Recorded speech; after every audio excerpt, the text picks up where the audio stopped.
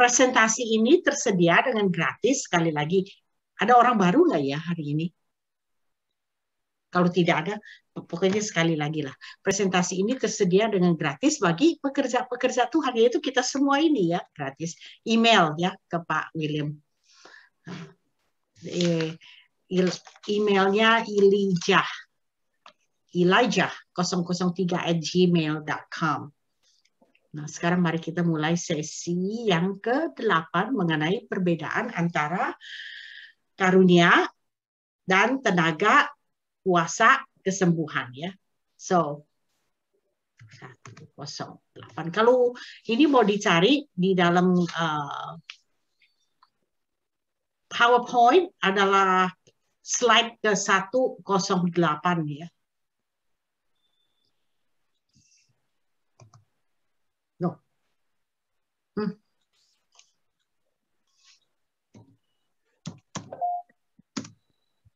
Ya, perbedaan. Yang pertama, antara karunia dan otoritas ya. Otoritas itu diberikan kepada setiap orang percaya menurut Yohanes 14 ayat 12. Sedangkan tidak setiap orang percaya diberikan karunia kesembuhan. Ya, perbedaan pertama. Ini dari 1 Korintus pasal 12 ayat 30. Adakah mereka semua mendapat karunia untuk mengadakan mujizat atau untuk menyembuhkan? Dengan bertanya begini, sudah tahu jawabannya ya tidak. Nah, sekarang perbedaan waktunya. Otoritas dan tenaga untuk menyembuhkan diberikan sebelum hari Pentakosta. Pada waktu Roh Kudus turun membawa karunia-karunianya, termasuk karunia kesembuhan. Jadi otoritas dan tenaga sudah ada di kitab Injil ya. Dan saudara-saudari, padahal otoritas itu yang sudah ada dari mula-mulanya, benar ya. Waktu Tuhan ya, Bapak kita Allah yang Maha Kuasa menciptakan langit dan bumi, dia pakai apa? Pakai otoritas kan? Dia berfirman kan? Dia perintahkan kan? Jadilah terang, maka adalah terang.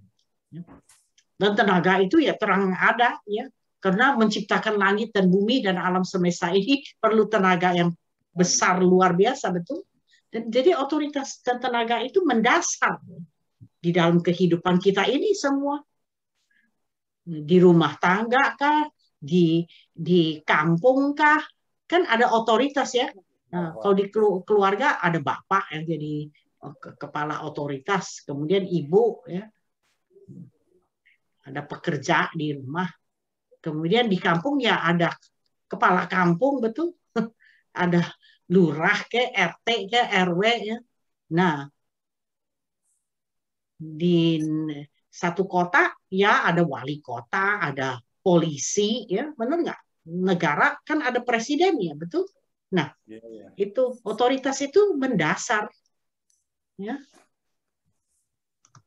Perbedaan cara memakainya sekarang. Nah, kita di dalam Elijah, tantangan Elijah itu kita kan membicarakan mengusir setan dan menyembuhkan orang sakit dalam rangka penginjilan. Betul? Jadi penginjilan itu kan di luar gereja ya. Nah, dan ada bagaimana melayani orang-orang yang sudah percaya kan di dalam gereja. Nah, ini ada perbedaan cara memakai. Cara memakai otoritas untuk menyembuhkan sangat berbeda dengan cara memakai karunia kesembuhan. Perbedaan tujuan. Oh, mari kita ulang sekali lagi. Ya, otoritas biasanya kita pakai di luar untuk menginjil.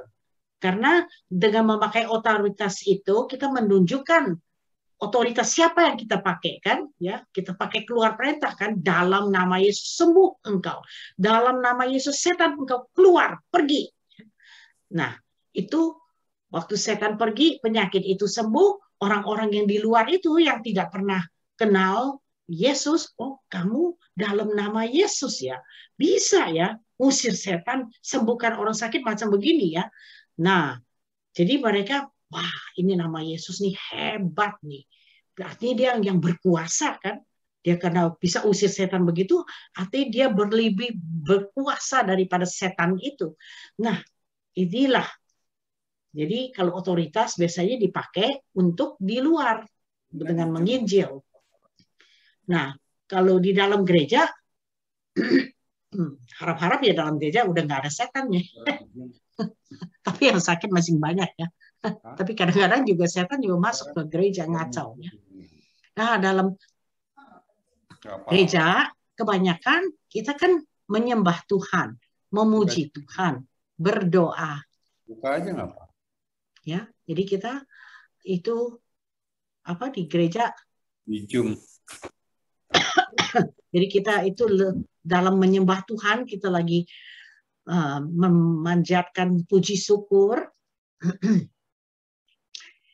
Biasanya karunia itu berjalan. Karena karunia itu kan karunia Roh Kudus. Waktu kita berkumpul bersama-sama, ya terang Tuhan Yesus ada di situ, Roh Kudus juga ada. Jadi pakai karunia. Karunia itu tidak hanya kesembuhan saja, kan ada 9 karunia ya. Karunia, maaf ya, tiba-tiba di sini ada kucing. Ini kucingnya ada bulu-bulu kadang-kadang. Jadi Roh Kudus itu memakai seseorang bernubuat. Roh Kudus itu memakai seseorang ada karunia pengetahuan. Oh, kamu ini sekarang lagi sangat menderita. Tuhan akan membuka jalan ya, ini itu ya, jadi bernubuat. Nah, itu karunia.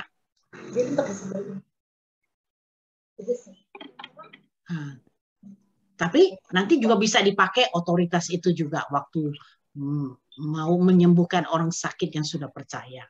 Ya. Nah, tapi karunia kebiasaannya pakai di dalam gereja. Cara memakai karunia itu bisa dengan doa atau dengan bernubuat. Ya. Sedangkan kalau otoritas hanya dengan keluar perintah. Ya. Perbedaan tujuan dan fungsi. Nah, ini diulang lagi. Marilah sekarang menyelidiki perbedaan tujuan antara karunia kesembuhan dan otoritas menguasai penyakit dan tenaga kesembuhan. Ya. Sekali lagi, karunia kesembuhan biasanya kita pakai antara kita masing-masing, orang yang percaya. Ya. Namanya karunia kan. Karunia itu kan bukan apa? Karunia itu seperti kado. Kita berikan satu dengan yang lain ya. Kalau otoritas kan jalannya hanya satu, betul tidak? Menyerang kan? Menyerang apa? Menyerang penyakit dan menyerang setan-setan. Ya.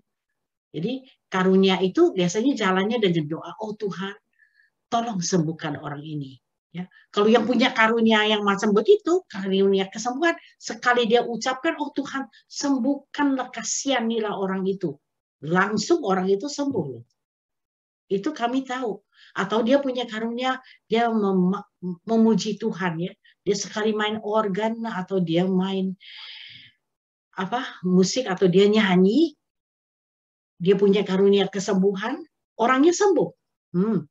Ada juga dia punya karunia kesembuhan melalui berbahasa roh. Ya. Di sekali berbahasa roh, tangannya dia tumpangkan ke orang sakit. Ya, ini di kalangan kita sendiri nih, di dalam gereja, persekutuan gereja, orang itu sembuh. Atau dia sekali tangannya, oh saudara jangan susah ya, Tuhan pasti bela saudara. Wah, hati orang yang percaya, yang dilayani macam begitu, langsung reda dan nyaman. Itu karunia loh. Nah, kita bisa minta karunia itu, minta saja. Oh Tuhan, penuhilah aku dengan Roh Kudus-Mu, berikanlah karunia-Mu, supaya aku bisa melayani dan membangun orang-orang percaya. Ya, ini karunia. Karena 9 Bukan saja karunia kesembuhan ya. Di sini karena kita lagi bicarakan kesembuhan ya karunia kesembuhan.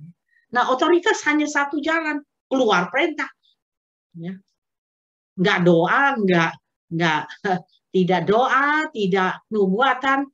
Otoritas kan arahnya ke bawah kan. Langsung tengking itu setan, langsung tengking itu penyakit ya. Itu jalannya pakai otoritas. Jadi otoritas sebetulnya sangat sederhana, dan juga setiap orang itu sudah punya otoritas. Semua orang percaya karena Tuhan Yesus berdiam di dalam dirinya, ya. Roh Kudus juga sudah berdiam di dalam dirinya. Jadi, setiap orang percaya sebetulnya bisa dalam nama Yesus setan keluar, dalam nama Yesus penyakit ini sembuh, orang ini sembuh sekarang. Itu setiap orang percaya bisa menjalankannya. Ya, asal menjalankannya punya iman, betul tidak ya? Nah, terlebih dahulu kita lihat karunia kesembuhan. Sekali lagi diulang. 1 Korintus 12 ayat 4. Ada rupa-rupa karunia, tetapi satu roh. Nah, dari Roh Kudus. Tetapi kepada tiap-tiap orang dikaruniakan pernyataan roh untuk kepentingan bersama. Karena Paulus lagi mengajar di gereja Korintus, ya. Kepentingan bersama orang percaya, yaitu untuk tubuh Kristus. Kepentingan bersamanya itu untuk tubuh Kristus, yang adalah konteksnya 1 Korintus pasal 12. Ya. Nah, kata-kata Paulus ini dikatakan kepada orang-orang percaya di Korintus. Jadi karunia kesembuhan pada umumnya adalah untuk melayani orang percaya yang sakit. Dengan demikian tubuh Kristus dibangun, ya, dikuatkan.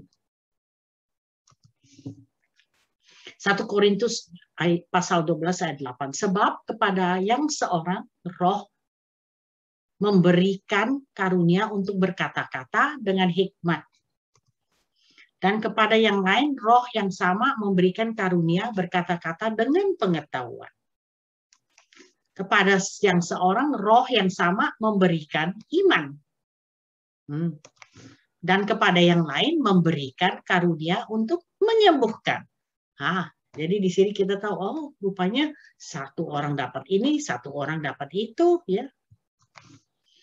1 Korintus pasal 14 ayat 12. Demikian pula dengan kamu. Berusahalah untuk memperoleh karunia-karunia roh. Ya, Paulus mendorong mereka. Berusaha memperoleh karunia-karunia roh. Tetapi lebih daripada itu, hendaklah kamu berusaha mempergunakannya untuk membangun jemaat.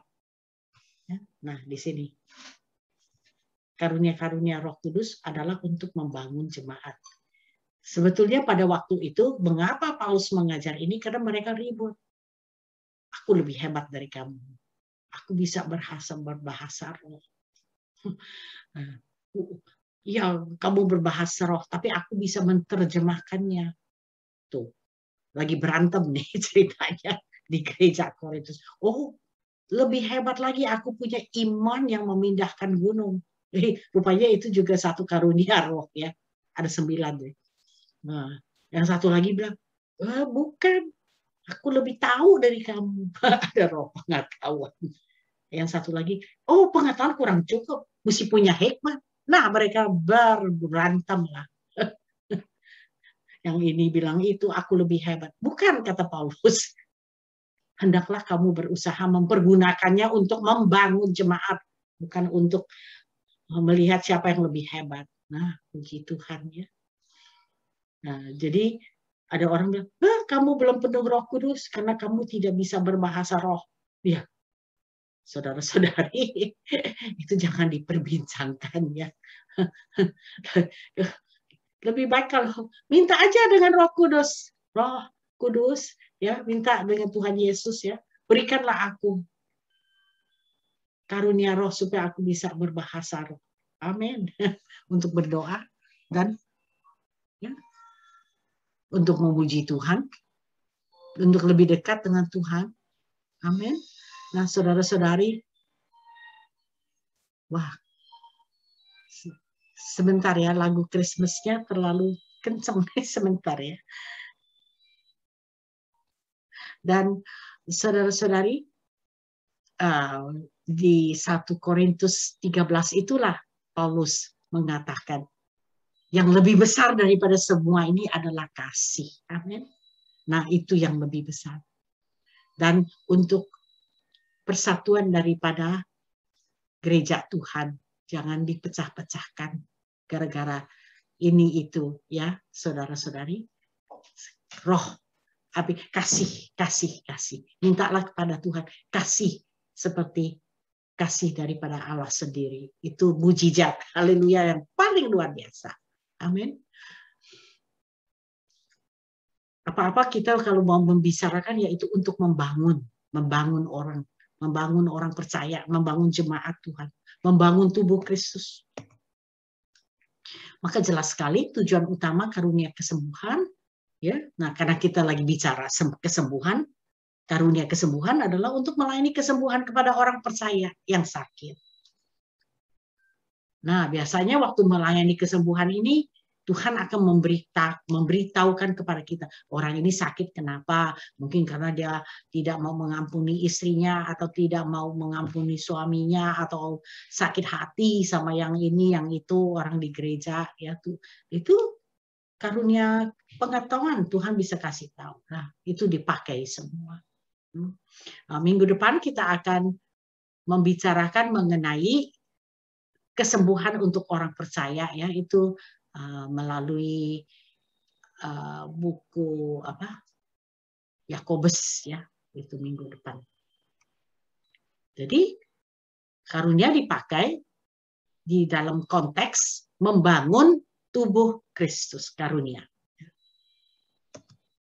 Tetapi tujuan otoritas dan tenaga sangat berbeda dengan tujuan karunia kesembuhan. Memang berbeda. Yang karunia kesembuhan itu arahnya berdoa, ya, untuk orang itu, berdoa untuk, ya, yang otoritas dan juga karunia dipakai dengan bernubuat, ya, bernubuat. Tuhan ada firman-Nya, kamu akan disembuhkan. Oh, itu bernubuat itu. Tapi kalau otoritas dan tenaga itu arahnya tuh ke bawah. Menginjak, ya, menguasai setan dan menguasai sakit penyakit.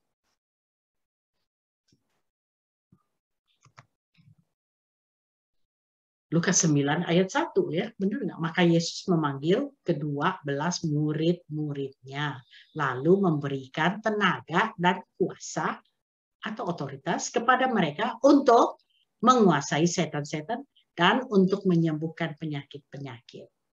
Nah, ini jadi begini, ya, kita tahu sekarang perbedaannya. Nah, sekarang bisakah ini tenaga dan otoritas dan karunia ada nggak? Dua-duanya ada. Ada. Dalam satu anak Tuhan. Ada. Ibaratnya ya tembakannya 2, ya. Koboi tembakannya 2. Bisa dipakai tumpang tindih, artinya saling dipakai, bisa. Di luar bisa dipakai dua-duanya, di dalam bisa juga dipakai dua-duanya. Ya. Lihat keadaannya, betul? Nah, waktu kita lagi menginjil, lagi hajar itu setan atau lagi hajar itu penyakit, karena kita ada karunia Roh Kudus, karena Roh Kudus selalu berserta kita, kan? Bilang, oh, ini orang ini perlu ini nih. Ya, kamu mengatakan, kamu masih begini begitu, ya. Kamu harus bertobat, kira-kira begitu. Dikasih tahu, kamu kemarin masih mukul istri. Wah, orang yang belum percaya itu, kok kamu tahu? Iyalah, Roh Kudus beritahu. Sama juga di dalam gereja, ya. Kita lagi bernubuat atau apa? Oh, Tuhan mau sembuhkan kamu. Bagaimana menyembuhkannya? Ya. Nah, kamu boleh pakai otoritas sekarang dalam nama Yesus engkau sembuh. Gitu. Atau di rumah kamu masih ada, ini di dalam gereja nih, ya, karunia keluar ya. Di rumah kamu ada yang jahat, masih ada sembunyi jimat-jimat, mungkin yang dari nenek moyang atau dari mana. Itu roh pengetahuan ya. Harus dibuang itu. Kamu ini sekarang ini susah-susah, sakit-sakit karena jimat-jimat itulah. Buang. Ya. Terus kamu boleh pakai dalam nama Yesus. Ya. Kamu sembuh dan kamu lepas dari jeratan ini. Ya, suruh orang itu pulang langsung bakar semua jimat-jimatnya. Ya. Jadi bisa dipakai tumpang tindih ya namanya. Nah, oke. Ya, sekarang kita melihat pelayanannya Paulus ya di dalam kisah rasul-rasul. Ya. Karena kemarin ini kita sudah lihat Petrus kan, Petrus waktu melayani di luar, waktu memberitakan Injil, betul tidak? 3 kan, dia membuat orang yang timpang 40 tahun itu berjalan pakai apa? Pakai otoritas.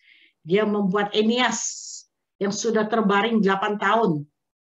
Eneas, Yesus menyembuhkan engkau. Bangun dan bereskan tempat tidurmu.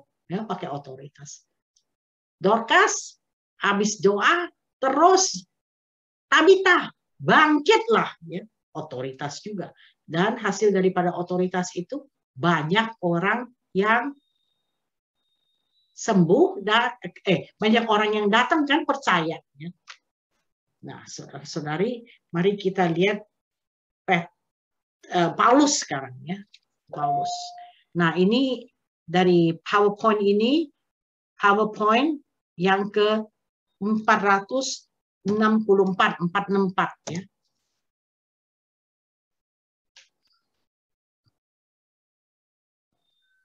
Ulang sekali lagi, untuk melakukan pekerjaan yang Allah, kami harus punya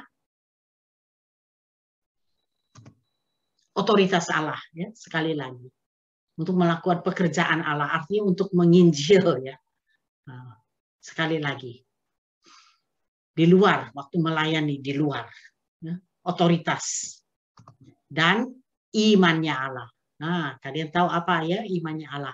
Artinya, punyailah iman yang Allah punya.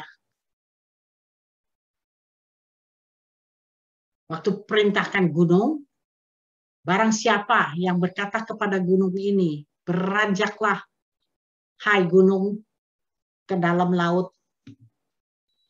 Asal percaya kepada apa yang dikatakannya. Asal hatinya tidak bimbang dan percaya akan apa yang dikatakannya itu akan jadi, maka jadilah gunung itu masuk laut. Itu imannya Allah. Ya. Percaya kepada akan apa yang kita perintahkan itu akan jadi. Nah, sekarang mari kita lihat bagaimanakah Paulus melayani orang sakit. Paulus ya. Udah bicara Petrus ya. Sekarang kita ke Paulus. Di Listra, ini kisah Rasul-Rasul pasal 14 ayat 8. Di Listra ada seorang yang duduk saja. Karena lemah kakinya dan lumpuh sejak ia dilahirkan dan belum pernah dapat berjalan. Ia duduk mendengarkan ketika Paulus berbicara. Dan Paulus menatap dia dan melihat bahwa ia beriman dan dapat disembuhkan. Ini yang paling kita inginkan ya, orang yang dengar beriman, betul? Nah, jadi kalau orang yang mendengar itu punya iman, ya, yang layanin itu si Paulus itu, ya lebih mudah, betul tidak? Gunung itu pindah. Ini orang ini gunung ini, kakinya lumpuh, duduk di situ, nggak bisa bergerak, nggak bisa berjalan. Kalau misalnya kita ya, apa yang terjadi? Coba. Lalu kata Paulus dengan suara nyaring, berdirilah tegak di atas kakimu. Langsung ditengking. Bukan tengking setan di sini. Berdirilah tegak di atas kakimu. Ini apa nih? Karunia atau Nah, Paulus ini kan di luar ya, dia lagi ya mungkin dia lagi apa? Memberikan mereka kitab Yesaya 53, ini mungkin dia lagi khotbah ini. Bukan perkumpulan orang percaya, tapi orang yang dengar itu percaya. Langsung Paulus tengking, berdirilah tegak di atas kakimu. Ya. Di sini kok dia nggak bilang dalam nama Yesus? Ya saudara-saudari, begini. Dalam nama Yesus itu bukan mantra ya, untuk dipakai-pakai. Kita ulang-ulang dalam nama Yesus, dalam nama Yesus, dalam nama Yesus, dalam nama Yesus. Seperti orang yang mantra-mantra, bukan. Yesus itu ada di dalam diri kita, betul? Immanuel berdiam dengan kita. Kita kemana Tuhan Yesus ada beserta kita, amin. Dan dia lagi beritakan Yesus kan, ya terang dalam nama siapa lagi, ya. Jadi langsung dia tengking, berdiri tegak di atas kakimu. Dan orang itu melonjak berdiri, lalu berjalan kian kemari. Amin, haleluya. Paulus pakai otoritas untuk menyembuhkan orang sakit. Sama seperti Petrus juga menjalankan otoritas. Jadi di kitab Rasul-Rasul walaupun sudah ada karunia, karena Roh Kudus sudah datang, malah Paulus yang mengajarkan karunia, ya Paulus tetap waktu melayani di luar gereja, di luar kalangan orang percaya, dia tetap menjalankan otoritas. Ya, saudara-saudari lihat ya. Ketika itu, nah ini yang terjadi kedua. Nah, kembali lagi ya, sedikit kita uraikan ini. Kalau orang yang percaya punya iman, artinya imannya udah sampai di sini nih. Orang yang mau dilayani ini, sakit ini punya iman. Jadi kalau nggak punya iman, kosong sama sekali, nol ya, di bawah nol. Kalau orang ini punya iman ya mungkin 40%. Jadi Paulus tinggal tambah berapa? 60%. Jadi ya. Nah, dengan Petrus yang duduk itu di pintu gerbang itu orang kan cuma minta sedekah kan, betul? Itu orang imannya cuman ada iman untuk kesembuhan? Tidak kan? Nol kan? Jadi 0% ya dia. Jadi Petrus harus pakai apa? Iman yang memindahkan gunung 100%. Ya, itu lebih susah ya. Ya, susah gak mudahnya ya. Itu menurut kita punya pikiran ya. Memang dengan Tuhan tidak ada yang susah ya. Nah, tapi kalau memang orang itu sudah, orang yang mau dilayani itu punya iman, memang lebih mudah. Jadi kita nggak usah pakai iman yang memindahkan gunung 100%, betul nggak? Ya, begitulah contohnya ya. Tapi memang iman yang memindahkan gunung itu bagaimana juga harus 100%, betul? Kita harus 100% percaya akan apa yang kita perintahkan kan, apa yang kita katakan. Harus 100% percaya ya. Nah, orang ini sudah percaya, puji Tuhan. Dia dengar-dengar waktu firman ya Tuhan ya, waktu Injil diberitakan dia bilang, wah. Karena Paulus menatap dia dan melihat bahwa ia beriman dan dapat disembuhkan. Saudara-saudari, waktu kita memberitakan firman Tuhan, kita juga lihat kan yang di depan itu bagaimana keadaannya. Oh, kalau dia percaya, kamu langsung aja di tengah-tengah firman bilang, kamu sembuh dalam nama Yesus. Gitu aja. Atau memang kita lagi beritakan nama Yesus, bilang aja sembuh. Udah sembuh. Mungkin tidak satu saja, kadang-kadang bisa kalau ada banyak orang ya bisa sembuh lah. Beberapa orang. Nah, sini satu kisah lagi yang terjadi. Ketika Petrus lagi keliling, ketika itu waktu Petrus ke tempat ini, ketika itu ayah Publius terbaring karena sakit demam dan disenteri.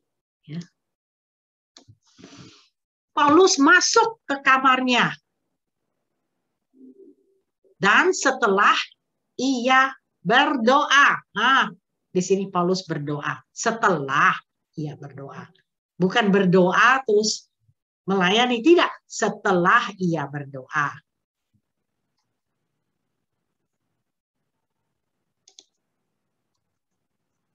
Menumpangkan tangan ke atasnya dan menyembuhkan dia. Di sini dia pakai tenaga, dia pakai dunamis ya. Petrus tidak beri perintah ya. Nah, menurut Markus 16 lah. Orang yang percaya menumpangkan tangan atas orang sakit, orang sakitnya pulih. Ya, Markus 16 ya. Saudara-saudari, menumpangkan tangan. Waktu tumpangkan tangan ada apa yang mengalir? Tenaga kesembuhan. Paulus tidak mencampurkan doa dan penumpangan tangan. Mau doa boleh, bukan bilang, wah, Pak William bilang nggak boleh berdoa. Bu Lucille bilang jangan berdoa. Loh, bukan. Jangan dicampur doa sama perintah, doa sama waktu melayani orang sakit, ya. Jangan dicampur-campur. Sebentar doa, sebentar haleluya, sebentar tengking, sebentar orangnya ditumpangkan tangan ke sana ke sini, nanti berdoa lagi. Jangan dicampur. Berdoalah. Kuatkanlah iman orang itu dan kuatkanlah iman yang kita sendiri ini yang melayani, betul? Habis itu serang itu penyakit. Serang itu setan. Keluar ke perintah. Waktu Paulus menumpangkan tangannya atasnya, tenaga kesembuhan mengalir. Nah, saudara-saudari, juga ada orang doa sama melayani orang sakit semuanya dicampur. Tapi saudara-saudari, dia waktu doa dia juga tidak bimbang hatinya. Waktu dia tumpangkan tangan, dia juga tidak bimbang hatinya. Sebetulnya penyakitnya itu, penyakit kita ini gak berhasil karena kita tuh bimbang. Doanya juga bimbang, waktu melayani orang sakitnya juga bimbang. Kalau tidak bimbang, kamu boleh campur apa saja. Setannya juga lari, penyakitnya juga pergi. Jadi kalau menurut saya, kalau kita sudah mengerti, jangan bimbang. Nah, kebanyakan kita campur doa dan kita campur pelayanan itu gara-gara bimbang. Begini ya kira-kira. Bapak, dalam nama Yesus aku sembuh, kamu sembuh. Oh Bapak, tolong, kami tidak bisa, engkau bisa. Begitu caranya. Terus setannya lebih galak atau penyakitnya lebih berat. Oh Bapak, aku tidak bisa, engkau yang bisa. Nah itu kan doa. Engkau sembuh dalam nama Yesus. Diserang itu penyakitnya. Nah kalau berdoanya macam gitu, terus dicampur dengan berbahasa roh. Katanya waktu berbahasa roh kan menguatkan iman kita. Ya, kalau waktu melayani orang sakit bukan waktunya menguatkan iman, betul tidak? Menguatkan iman kan sebelumnya. Imannya kan harus penuh kan, 100%. Nah, saudara-saudari, kalau campur macam begitu dengan bimbang, apapun gak jadilah. Kadang-kala yang melayani itu bimbang, tapi yang sakit itu punya iman 100%. Jadi juga orang itu sembuh.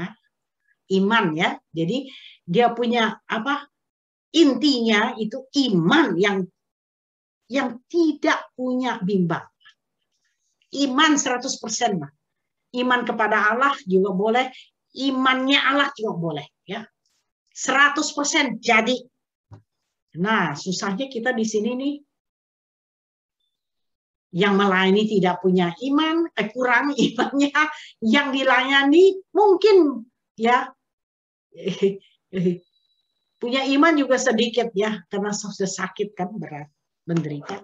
Jadi saudara-saudari, berimanlah 100% waktu kepada Tuhan juga 100%, kepada apa yang kita katakan imannya Allah yang ada dalam kita juga harus 100%. Itu jadi. Ya.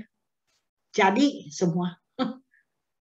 Dengan Tuhan tidak ada yang mustahil, dengan orang yang punya imannya Allah, dengan orang yang percaya, katanya juga tidak ada yang mustahil. Puji Tuhan. Belajarlah iman itu. Nah, Pak Paulus tadi bilang, bacalah itu Alkitab. Dan baca juga, jangan tidak percaya ya. Oh, walaupun mulai-mulai, apa ini bisa Tuhan? Nah, kita dalam hati kita, ya bisa. Kalau Tuhan bilang iya, kita bilang iya. Nah, amin. Nah, beriman penuh. Seperti Abraham kan. Beriman penuh. Waktu dia sembahkan Ishak itu, wah, itu luar biasa ya. Dia beriman penuh kepada Allah yang berjanji kepada dia. Yang akan memberkati dia. Dan melalui keturunannya, ya, Abraham menjadi berkat untuk seluruh bangsa-bangsa kan. Nah, ini satu turunan kan, Ishak yang mau disembahkan. Tidak ada yang lain kan. Nah, waktu dia mau naik ke gunung itu, dia bilang sama dia punya pembantu yang di bawah yang ikut dia. Kami berdua, bapak dan anaknya, akan naik ke gunung. Kami akan menyembah Tuhan. Habis itu, kami berdua akan kembali. Nah, kalau berdua naik ke atas, satu dipersembahkan ya dua kurangin satu ya cuma satu kan yang turun. Tapi Abraham mengatakan kata-kata iman kan. Nah, terus waktu anaknya tanya si Ishak, Pak, Bapak, di mana anak domba itu? Mana domba yang mau dijadikan persembahan? Oh, Abraham jawab apa? Tuhan akan menyediakannya. Haleluya. Jehovah Jireh. Saudara-saudari, kata-kata iman itu penting ya.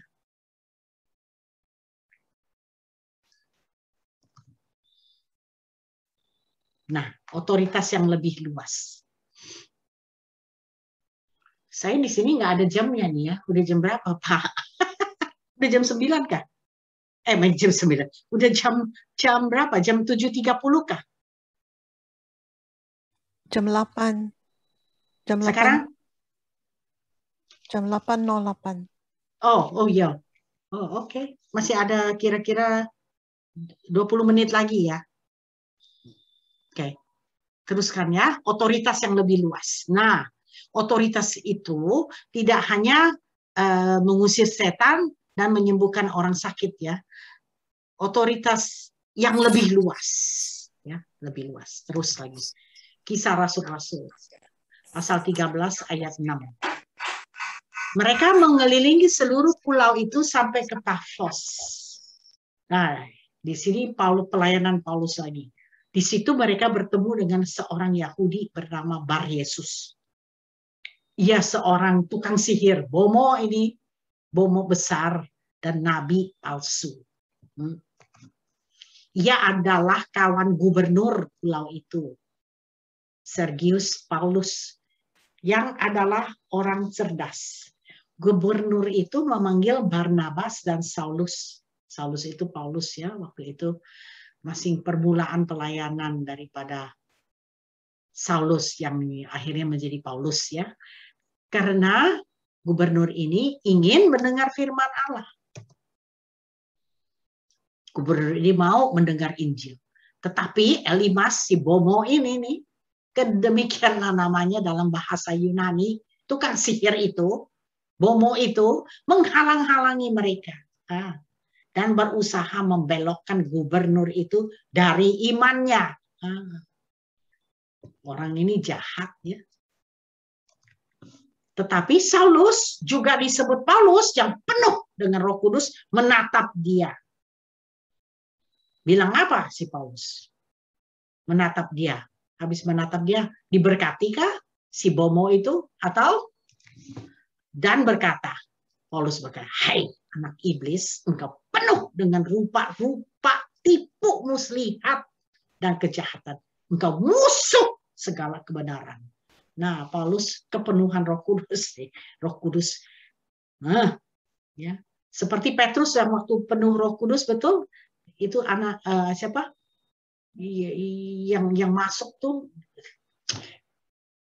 Ananias ya, dan istrinya kan ya langsung mati kan. Nah, sama juga nih yang ini nih. Tapi nggak mati ini orangnya. Ya. Hai anak iblis ya. Ini roh Tuhan berkata nih, Roh Kudus. Engkau penuh dengan rupa-rupa tipu, muslihat, dan kejahatan. Engkau musuh segala kebenaran. Sekarang lihatlah tangan Tuhan datang menimpa engkau. Dan engkau menjadi buta. Ini dikutuk orang itu. Beberapa hari. Baiknya bagus terus beberapa hari. Lamanya engkau tidak dapat melihat matahari. Baiknya dia kata berapa hari. Asal enggak buta terus ya. Paulus masih kesianin dia.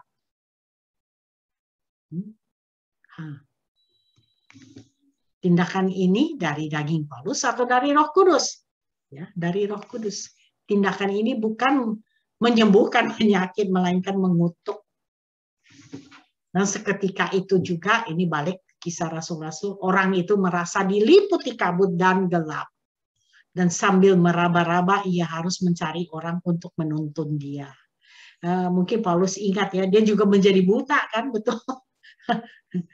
Ya, nah, dan Paulus juga akhirnya bisa melihat kan, jadi dia juga pikir, mungkin orang ini juga bisa melihat, maka dia bilang cuma beberapa hari saja engkau buta.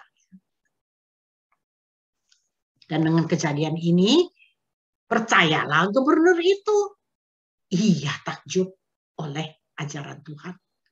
Saudara-saudari, ajaran Tuhan itu penuh kuasa ya saudara-saudari.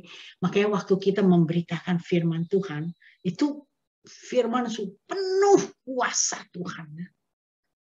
Supaya orang, ya benarlah orang yang dengar pasti takjub. Amin. Nah, waktu kita memberitakan firman Tuhan, kita juga harus mengerti ya. Kita juga di bawah naungan firman itu ya. Bukan kita yang membawa firman itu, padahal firman itu yang membawa kita ya. Kira-kira begitu. Karena firman yang menciptakan langit dan bumi, betul? Allah berfirman, jadilah segala sesuatunya. Puji Tuhan ya. Setelah itu kerajaan surga pasti mulai maju di pulau itu, betul? Nah, kalau kita lagi melayani, kita kan lagi seperti kita lagi bawa kerajaan surga. Ibaratnya kerajaan surga itu lagi maju kan. Lagi mau menguasai kan. Nah sekarang ada yang halang-halangi. Singkirkanlah halangan itu. Kalau perlu dikutuk, dikutuk itu halangan. Paulus kutuk orang itu.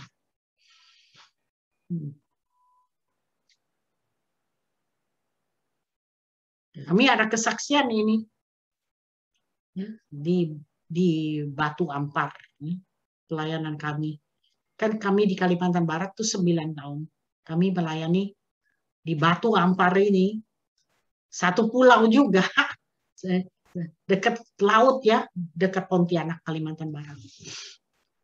7 tahun kami di sana. Nah, seorang ibu Alan ya namanya. Dia itu tidak bisa baca, tidak bisa nulis. Cuma bisa ya dengar. Dan orangnya kuat ya, Ibu Alan ini. Pertama-tama dia datang kepada Tuhan karena cucunya Irwan, dia itu janda, punya hanya satu anak laki, ya, dan melahirkan satu cucu laki, Irwan. Irwan sedari lahir tidak ada satu hari, tidak ada satu jam bisa diam, nangis terus. Sampai umur 2 nggak bisa jalan, satu badan borokan. Sudah ke Bomo, ke dukun, kemana saja ke Loya. Sampai Ibu Alan itu bilang, kalau mau dihitung itu uang udah berkarung-karung katanya. Dia juga seorang pedagang kecil ya, buka warung kecil di Somil Batu Ampar. Satu hari pekerja kami yang telah terlatih, ini dari buku kami ya, menari di tepian bumi ya, buku kami. Ini yang terjadi. Pak Afok dan Saudara Akong pergi ke setiap pintu, ketok-ketok ya, bawa Injil. Itu caranya kita ya, melayani orang-orang. Tidak tunggu mereka datang ke gereja, enggak ada gereja belum. Rumah kecil kami. Kami mulai melatih ya, yang sudah percaya kami bekali nih ya dengan ini nih, tenaga dan kuasa ya. Sama pokoknya Tuhan Yesus kerjakan, kami kerjakan. Jadi Pak Akong dan Pak Afu ini sudah terlatih. Jadi mereka kami selalu suruh mereka keluar pergi. Kami juga pergi kemana-mana ya di kampung itu ya. Kampung itu cukup besar karena itu somil, ada 10 somil ya. Jadi banyak orang, 10 ribuan orang ya. Nah, saudara-saudari, jadi kami pergi bawa firman. Nah, Pak Afuk sama Pak Akong mau sampai ke rumah Ibu Alan ini. Si Ibu Alan ini memang orang yang keras ya. Ibu ini langsung, "Hei, kamu jangan bicara banyak-banyak ya. Injil kamu ini atau apa, dia juga nggak tahu, kamu jangan ngomong banyak lah. Pokoknya kalau kamu ini Tuhan Yesusmu ini kamu bilang ini bisa buat cucu saya malam ini tidur sampai besok, tidak nangis, kamu besok datang ya. Nah baru bicara lah apa yang kamu bicarakanlah, Tuhanmu itu apa." Ditantang kan ceritanya. Wah, terus ya Pak Afuk sama Pak Akong ya tidak berdaya ya melayani Irwan inilah ya dengan tenaga dan kuasa ya, ditangking itu ya. Nah, ya udah pulang. Besoknya si Pak Afuk sama si Pak Akong datang lagi ke rumahnya. Wah, dari jauh-jauh waktu rupanya udah ditunggu sama si ibu ini. Sini datang. Kenapa ya? Apa kita mau dimarahin lagi kayak kemarin? Oh, waktu sekali sampai, katanya, bener, cucu saya tuh tidak nangis loh. Semalaman loh tidak nangis loh. Biasanya harus diayunin, ya, nggak si neneknya, babaknya, ibunya, tantenya, semua ayun dari malam sampai pagi supaya anak ini tidak nangis. Borok kan ya, satu badan sakit terus. Mungkin juga diganggu setan. Tapi malam itu tidak. Wah, Ibu Alani bilang, coba katakan apa yang kamu mau katakan mengenai Yesus ini. Sekeluarga percaya. Puji Tuhan. Ya. Setahun kemudian, karena itu kan di Batu Ampar di Kalimantan Barat banyak orang-orang Chinese ya. Mereka kan merayakan tahun baru Chinese, Imlek ya. Nah, ada main barongsai. Barongsai itu ya, Mbak. Tari singa. Ya, apa namanya, warung-warung itu kan selalu pintu terbuka, masuk itu barongsai ke dalam. Nah, ayahnya si Irwan ini langsung, aduh kamu ribut-ribut, gemblang-gemblong di sini, nari-nari di dalam rumah, langsung keluarkan ya nggak tahu lah 5.000 lah, 10.000 rupiah lah dikasih, keluarlah cepat. Wah, dari saat itu Irwan malam itu sakit. Kami tengking, kami doa, kami bawa ke rumah sakit, bawa ke rumah sakit misi, bawa lagi pulang ke rumah. Akhirnya meninggal. Nah loh, orang kampung ribut. sih katanya, lihatlah percaya Yesus tuh mati cucumu. Aduh, wah, ya kami bagaimana nih? Percaya Yesus cucumu mati. Kami yang harus kuburkan, bikin peti sendiri. Aduh, bukan kami yang bikin peti, kami harus panggil tukang ya bikin peti, kubur Irwan. Wah, mau bilang apa sekarang? Memang cucunya itu baik loh. Dari hari itu, setahun itu, borokannya semua, tangannya licin, kulitnya licin. Sampai bisa berjalan. Kok tiba-tiba gara-gara ini apa, macam-macam ini Imlek, jadi sakit lagi begitu. Kemudian meninggal. Aduh, kami betul-betul tidak bisa mengerti loh. Ya, dia nangis, kami juga ikut nangis. Sedih betul itu anak cucu ya, satu-satunya begitu. Terus bagaimana? 3 hari kemudian si Ibu Alan ini datang nih ke tempat kami naik sepeda. Kampung dia sama kampung kita agak jauh, naik sepeda. Kira-kira kalau jalan ya 1 jam, kalau naik sepeda ya 20 menit. Dia bilang, guru katanya, Sinsang katanya. Dipanggil Sinsang kami ini, dipanggil ya. Karena orang itu kalau panggil Bomo juga Sinsang, kami juga dipanggil Sinsang lah, orang pinter lah. Gitu lah pokoknya. Orang yang tahu lah ya. Guru, Sinsang, guru. Sampai hari ini mereka tetap panggil kami Sinsang. Saya mimpi katanya semalam. Lihat Irwan. Lari sana, lari sini. Sehat. Bawa itu backpack ya. Lari-lari merah katanya backpacknya. Dan ada satu yang besar sekali yang menjaga dia. Pakai jubah putih. Terus Ibu Alani bilang dalam mimpi itu, saya panggil Irwan ke sini. Irwan hanya tersenyum saja. Terus pergi ikut yang pakai jubah putih besar itu. Terus saya bilang, apa maksudnya itu, Bu Alani? Ibu Alani tahukah artinya? Oh, saya langsung tahu. Dia bilang, saya bilang apa? Dia bilang, Sinsang katanya. Irwan itu diberikan kepada kita oleh Tuhan. Karena kita tuh nggak mengerti apa-apa. Nenek moyang kita makan tikus, kita ikut makan tikus. Irwan itu waktu begitu membawa kita sekeluarga datang kepada Tuhan Yesus, kata dia. Wah, saya yang melihat ya begitu aja, bengong. Karena Irwan pekerjaannya sudah selesai, Tuhan bawa dia pulang. Aduh, dia hati saya, terus ya Ibu Alani itu begini, saya bersumpah, mulai dari hari ini sampai saya meninggal, saya akan melayani Tuhan dengan sungguh-sungguh. Nah, saudara-saudari, itu yang terjadi. Nah, dari saat itu Ibu Alani itu kalau keluar kata-kata, jadi. Kalau keluar kata-kata. Nah, satu cerita ini, satu hari dia lagi naik sepeda, bannya pecah. Ya. Tengah jalan, udah panas, udah berkeringat, udah aus, lagi dorong itu sepeda. Dia biasanya tuh di sepeda dia bawa barang untuk jualan ya. Datang nih si Bomo.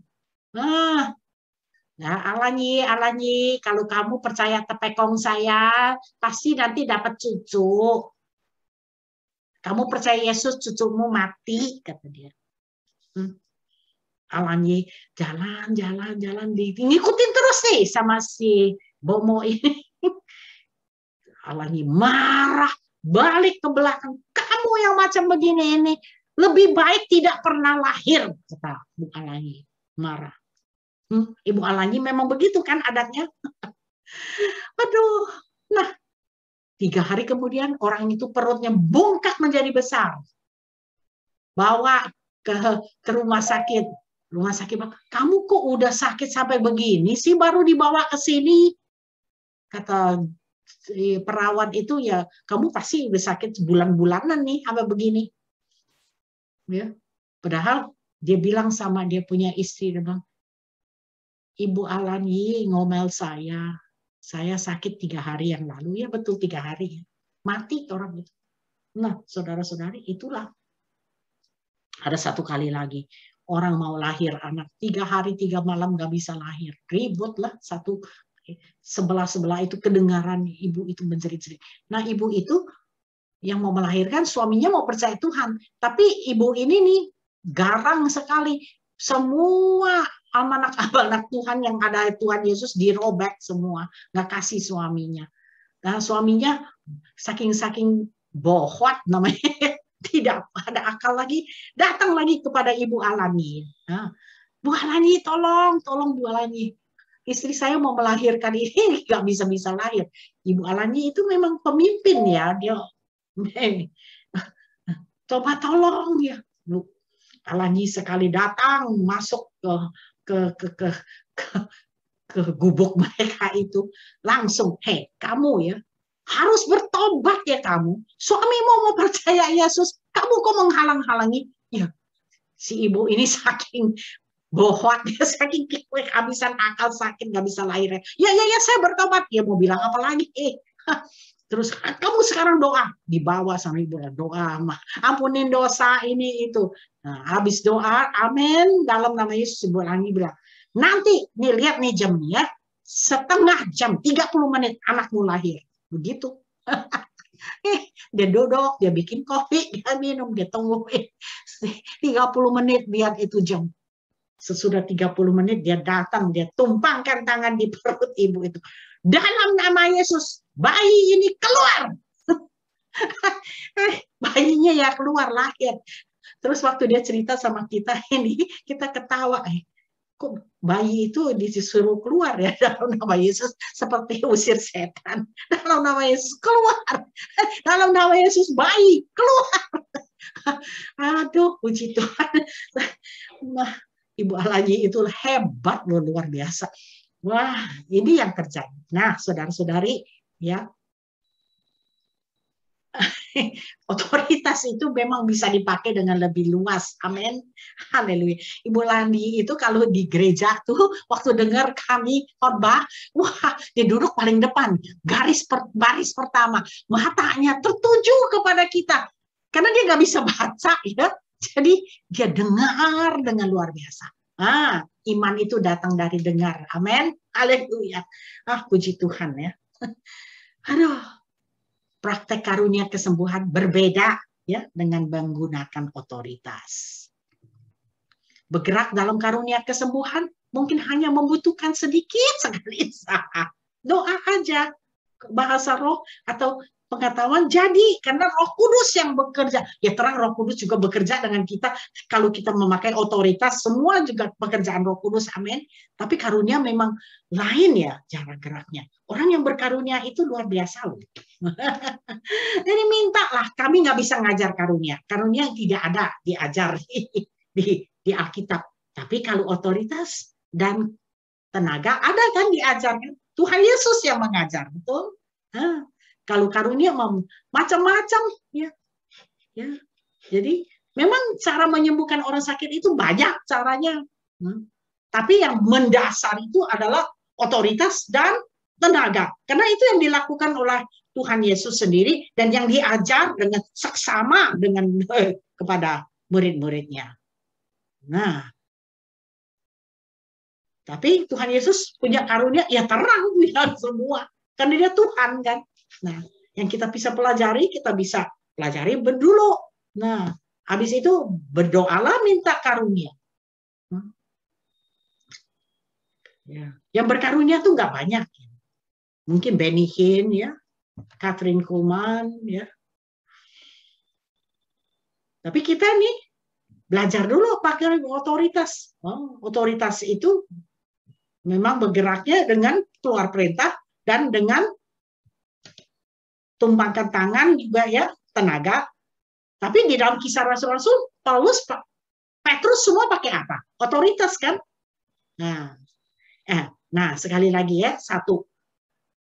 Ingatkah waktu Paulus jalan lewat, coba di sini ada nggak ya? Nih, coba lihat Kisah Rasul 5 ya. Dan oleh Rasul diadakan banyak. Coba ingat lagi ya, biasanya kita pakai apa?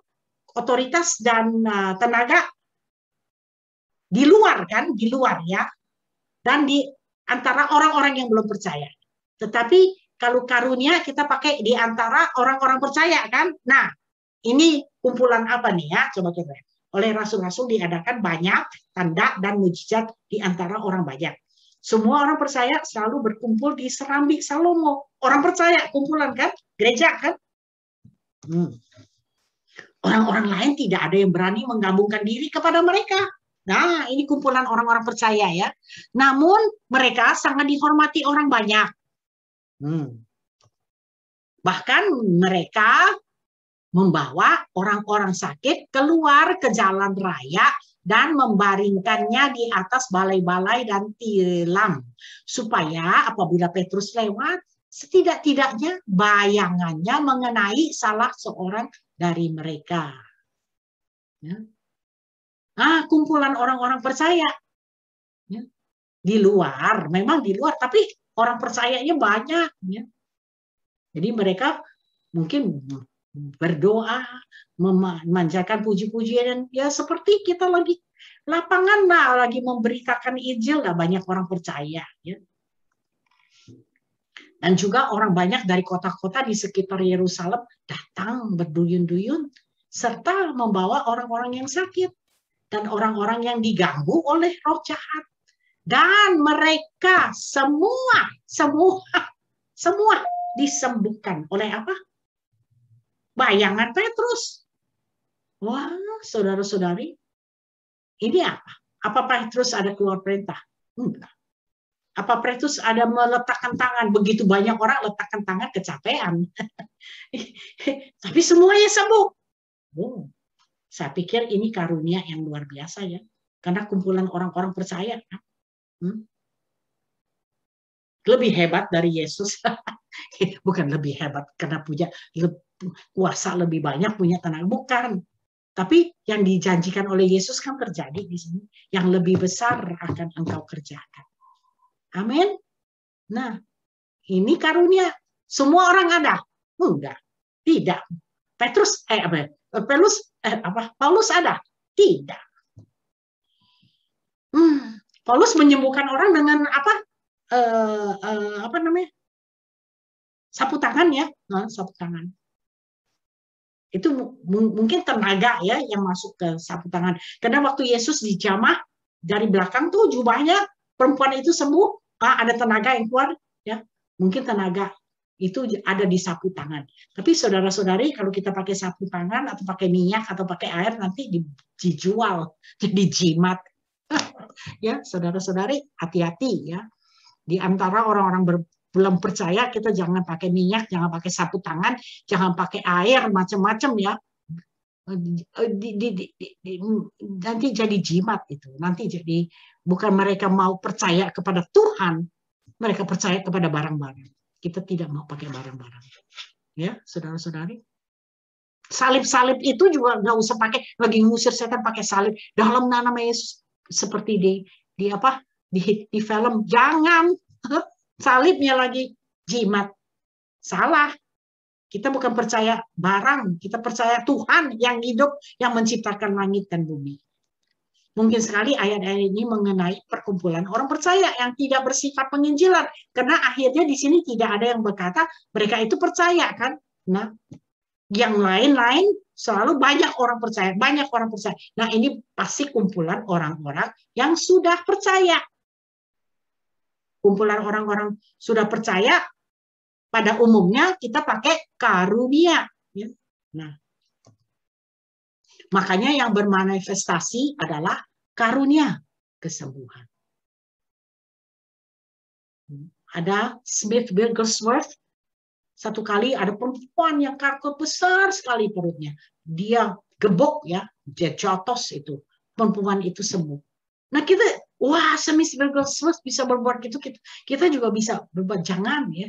Nanti kita tonjok, orangnya mati lagi, bukan dia sembuh. Nah, saudara-saudari, jadi karunia itu berlain-lainan dan setiap orang karunianya lain, nggak bisa dipelajari loh. Cuma kita bisa sendiri-sendiri minta berdoa, ya, minta kepada Tuhan. Kalau otoritas dan tenaga ya bisa diajar, benar nggak? Kita lagi belajar kan? Nah, belajarlah yang fondasi dulu, fondasinya kuat nanti. Nah, bisa kita bangun dengan baik-baik. Tetapi hari ini banyak yang bukan-bukan lagi. Mereka tidak katakan karunia, tidak katakan karunia Roh Kudus, tidak. Mereka tidak katakan otoritas, tidak. Mereka tidak katakan tenaga kesembuhan, ya, tidak. Mereka bilang, oh pasti ada urapan. Pasti ada urapan, saudara-saudari. Kita semua ada urapan, ya. Nanti kita bahas lagi di dalam kitab Perjanjian Baru, ya. urapan di Perjanjian Lama lain dengan urapan di Perjanjian Baru. Ya. Nah, saking ngomong ada urapan, aku ini urapannya lebih besar nih. Ya. Oh, jadi aku bisa ini menyembuhkan orang, aku bisa ini, bisa itu. Jadi kamu nih, aku lagi punya urapan macam begini, kamu jangan pegang-pegang saya ya, nanti urapan saya bocor ya. Kalau mau urapan seperti saya ini, kamu bayar ya, bukan bilang bayar, kamu sokong ya pekerjaan aku ini, nanti kamu dapat urapan seperti saya. Kalau kamu mau urapan bernubuat, saya ini kamu berikanlah persembahan yang besar sekali, nanti urapannya untuk kamu dari saya juga lebih besar. Saudara-saudari, itu maka keterlaluan. Ada lagi yang begini, urapan Catherine Kuhlman ini luar biasa. Sekarang dia sudah meninggal. Mari yuk kita pergi ke kuburannya ya, baring di atas kuburannya ya, isap itu urapan dari kuburannya. Kan seperti Nabi siapa tuh Elias yang udah mati, tulangnya saja membangkitkan orang mati karena ada urapan. Wah, saudara-saudari, baca lagi di dalam kitab Perjanjian Baru. Urapan itu apa? Hanya urapan itu untuk kebaikan kita sendiri, bukan untuk melayani orang. Urapan itu untuk supaya kita ada meterai. Pasti kita sampai ke rumah Bapa kita di surga. Satu. Ada satu lagi urapan waktu kita akan mengerti kebenaran-kebenaran Tuhan. Ya, jadi urapan itu untuk kepentingan diri saya dan diri Anda, ya, diri saudara, untuk lebih dekat kepada Tuhan, bukan untuk melayani orang. Kita melayani orang, kita sudah ada otoritas, ada tenaga, ada karunia, amin. Itu untuk melayani orang. Urapan untuk kita, kepentingan kita sendiri dengan Tuhan, amin. Nanti akan diuraikan lah kalau ada waktu, atau kita kirimkan saja PowerPoint-nya, ya. Jadi kita jangan salah macam-macam ya. Ada orang, sudahlah, tidak karuan. Hanya pakai urapan ini, urapan. Kita semua punya urapan. Amin. Haleluya. Ya. Sudah, karena Roh Kudus yang mengurapi kita menjadi anak-anak Allah. Puji Tuhan. Ya. Sekian saja, saudara-saudari. Sampai pada hari ini. Malam ini, pagi ini, nanti kita teruskan lagi sesi yang ke berapa? 9 ya, pelayanan untuk anak-anak Tuhan yang sakit, orang-orang percaya. Oke.